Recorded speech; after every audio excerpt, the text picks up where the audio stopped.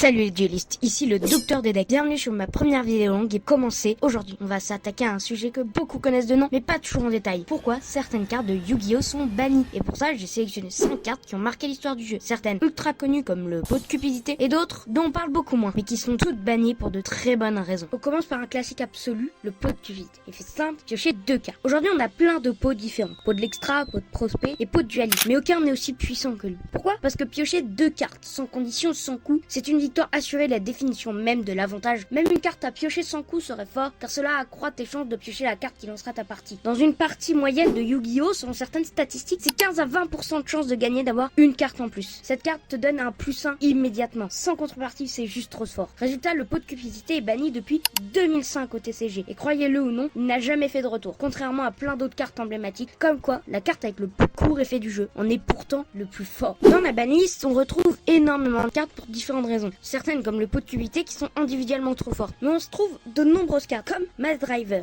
Elle est beaucoup moins connue certes, mais c'est une carte de magie continue qui sort en 2002 et qui dit sacrifier un monstre, infliger 400 points de dégâts directs à l'adversaire. 400 ça a l'air ridicule, mais faites le calcul. Avec un deck qui peut invoquer en boucle comme les decks Frog de l'époque, mais encore plus aujourd'hui avec les decks modernes, on pourrait, malgré plusieurs entraps, invoquer et sacrifier 20 monstres en même temps et finir la partie sans même attaquer. Ce qu'on appelle un F, First Turn Kill. C'est-à-dire gagner au premier tour avant que l'adversaire ne puisse jouer. Rien de plus toxique. Et rien que pour ça, Konami l'a banni en 2011. C'est typiquement une carte qui n'est pas forte en apparence, mais qui devient complètement broken et toxique dès qu'on la met dans le bon deck. Et c'est ce que Yatagarasu. Débanni certes, mais anciennement banni pour une bonne raison. Un petit oiseau à 200 d'attaque, totalement inoffensif en apparence, sauf qu'il avait un effet monstrueux. Si tu réussissais à infliger de dommages avec lui, ton adversaire sautait sa face de pied. Combiné avec des cartes comme Force de Miroir, et surtout le Dragon Empereur du Chaos, tu pouvais nettoyer le terrain et sa main. Poser Yata, et à partir de là, ton adversaire ne pouvait plus jamais piocher et même jouer. On appelait ça le Yatalok. Et c'était tellement frustrant que le Corbeau en a été banni en 2004. Faut bien comprendre l'impact historique. Le Yatalok a créé ce qu'on appelle le premier tiers 0 de l'histoire de Yu-Gi-Oh! En gros, tout le monde jouait autour de ça. Si tu ne préparais pas ton deck pour jouer contre le Yatalok, tu perdais. Et à cette époque, c'était la combinaison avec le Dragon Empereur du Chaos, des cartes de gestion massif et de Yatagarasu qui a complètement dominé le format. Fun fact, il est resté plus de 15 ans sur la manlist. Mais comme je l'ai déjà dit, il est revenu à 1 en 2022. Aujourd'hui, il est complètement dépassé. Il ne fait donc plus peur à personne. C'est mauvais! La 4e carte est encore plus obscure et vous ne la connaissez sûrement pas. Butterfly Dagger Elma. C'est une carte d'équipement qui pouvait se rééquiper gratuitement quand elle était détruite. En soi, rien de fou, mais à l'époque, ça a créé un combo infini avec la bibliothèque de magie royale et Garfried le maître épéiste. Tu pouvais piocher toutes les cartes de ton deck et sortir une boucle infinie, de quoi lancer un bon gros nombre de FTK avec Exodia notamment. C'est typiquement le genre de carte qui n'aurait jamais dû exister sans limite. Résultat, Elma a été bannie en 2005 et depuis elle n'a jamais quitté la banlist. Honnêtement, je doute qu'elle en sorte un jour parce que n'importe quelle carte moderne qui interagit avec elle peut relancer de combos infinis. Pourquoi pas même recommencer avec Bibliothèque Magie Royale. Et enfin la 5e carte, bannie la plus récemment parmi cette liste, Sorcière de la Calamité. C'est une synchro de niveau 6 sortie en 2008 avec un effet assez particulier. Tu pouvais défausser des cartes pour placer des compteurs magiques puis les retirer avant d'infliger 500 dégâts chacun. Sur le papier ça paraissait faible, mais certains decks ont trouvé des moyens de spammer des cartes en main avant de poser 20 compteurs et de finir l'adversaire en un seul.